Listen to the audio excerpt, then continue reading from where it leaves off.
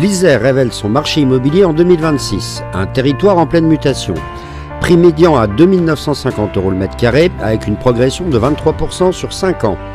Les appartements s'ajustent entre 2 420 et 2 500 € selon la zone. Légère correction sur 12 mois. Les maisons résistent mieux, stabilisées autour de 2 450 € le mètre carré.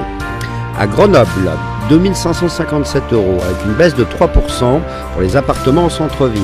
Vienne, 2 921 € avec une hausse de 7% le patrimoine TGV. Fontaine, 2 050 € le mètre carré avec une hausse de 11% pour des appartements dynamiques. À Bourgoin-Jallieu, 2 359 € avec une hausse de 0,5% pour des maisons individuelles. Échirolles, en banlieue grenobloise, 1 932 € avec une baisse de 3% pour les grands ensembles.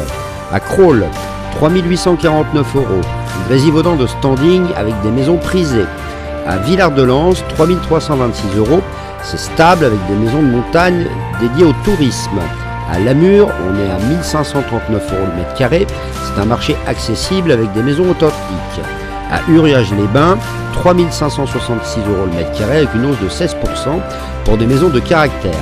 En fait, en Isère, en 2026, on a un marché à deux vitesses, avec un prix médian à 2 859 € le mètre carré, plus 23% en 5 ans.